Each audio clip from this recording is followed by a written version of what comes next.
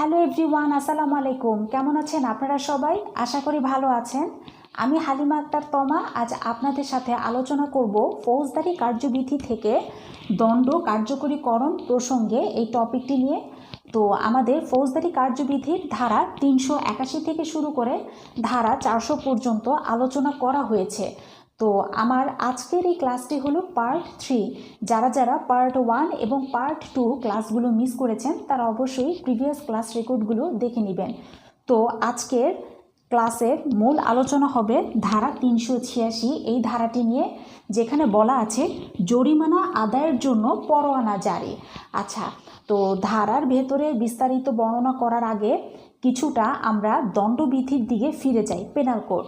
তো আমরা দণ্ডবিধি থেকে জেনেছি যে কারাদণ্ড দুই ধরনের, একটা হচ্ছে সশ্রম, একটা হচ্ছে বিনাশ্রম। আচ্ছা, তো এই যে আমাদের দণ্ডবিধির অধীনে যে জরিমানা বা অর্থদণ্ড যে দেয়া হয়, এই অর্থদণ্ডটাও কিন্তু দুই রকম। যেরকম একটা হলো শুধু অর্থদণ্ড, বিজ্ঞ আদালত আপনাকে শাস্তি দিবে জরিমানা অর্থদণ্ড, আপনি এই জরিমানার টাকা পরিশোধ করবেন বিজ্ঞ আদালতের নিকট। আর আরেকটা হচ্ছে জরিমানা অর্থদণ্ড অনাদায় কারাদণ্ড, অর্থাৎ আপনি যদি জরিমানার টাকা পরিশোধ করতে ব্যর্থ হন তাহলে অনাদায় কারাদণ্ড, টাকা দিতে জরিমানার টাকা পরিশোধ করতে ব্যর্থ হচ্ছে তাহলে আপনাকে কারাদণ্ড ভোগ করতে হবে।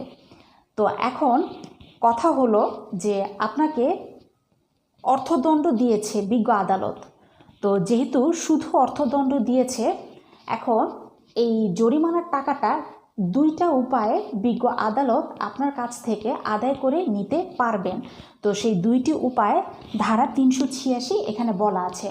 তো দুইটি উপায়ের প্রথমটি হলো যে যাকে এই অর্থদণ্ড দেওয়া হয়েছে তার অস্থাবর সম্পত্তি ক্রয় বা বিক্রয় করে জরিমানা আদায়ের জন্য পরোয়ানা জারি করবে, এটা হচ্ছে একটা উপায়।